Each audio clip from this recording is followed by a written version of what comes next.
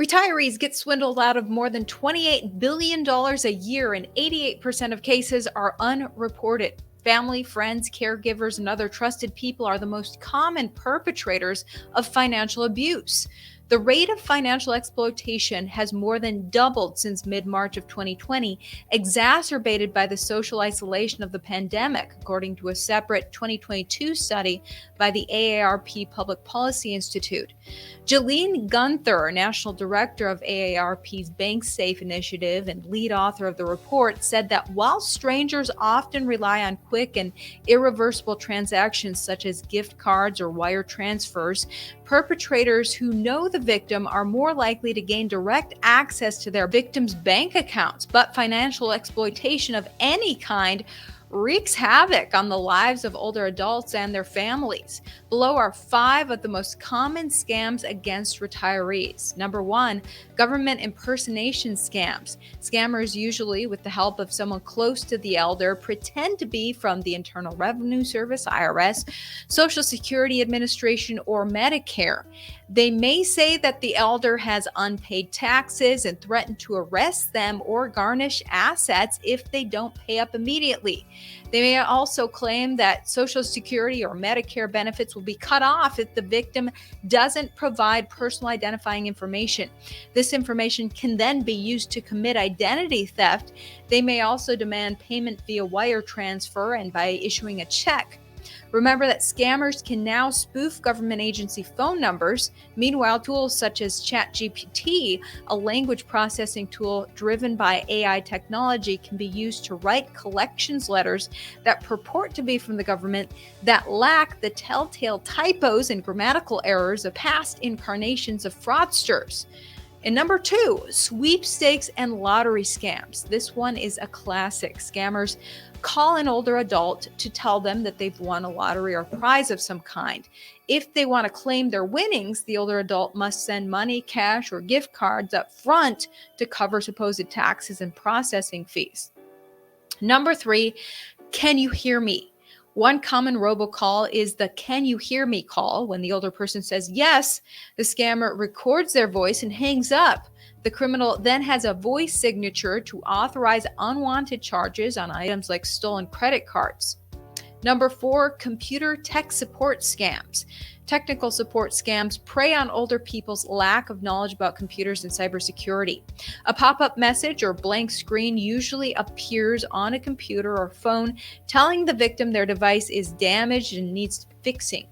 When they call the support number for help, the scammer might request remote access to the older person's computer. From there, scammers can open files on a computer or website, including bank platforms. Most often, scammers also work with the elder's caregivers or relatives.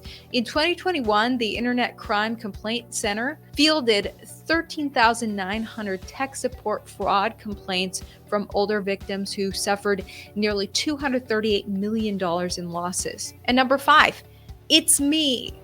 Scammers call a would-be grandparent and say something along the lines of, "Hi, Grandma, do you know who this is?" When the unaware grandparent guesses the name of the grandchild the scammer most sounds like, the scammer is able to instantly secure their trust. The fake grandchild then asks for money to solve some urgent financial trouble, such as an overdue rent, car repairs, or jail bond. Number 6, romance and crypto. Last year, an attorney from New York lost $468,000 in a romance scam that started as a professional query on LinkedIn.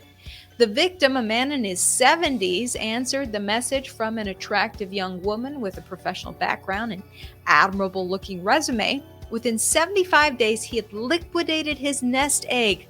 During that time, he downloaded software that made him believe he was depositing money into a California crypto bank and made a series of trades that seemingly showed profits. None of that was happening.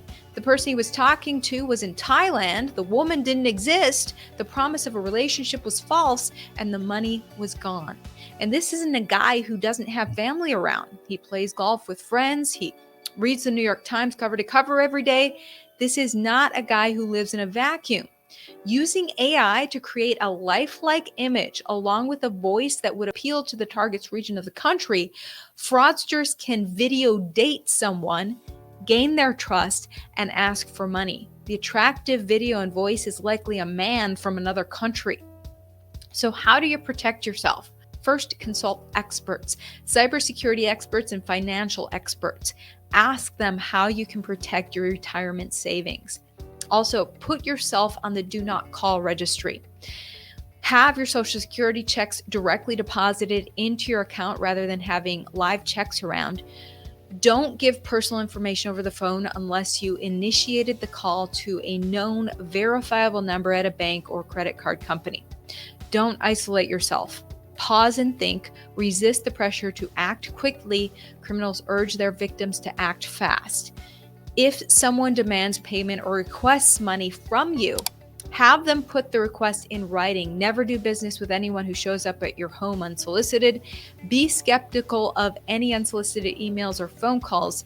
Use multiple passwords. Never keep passwords on a list in your computer.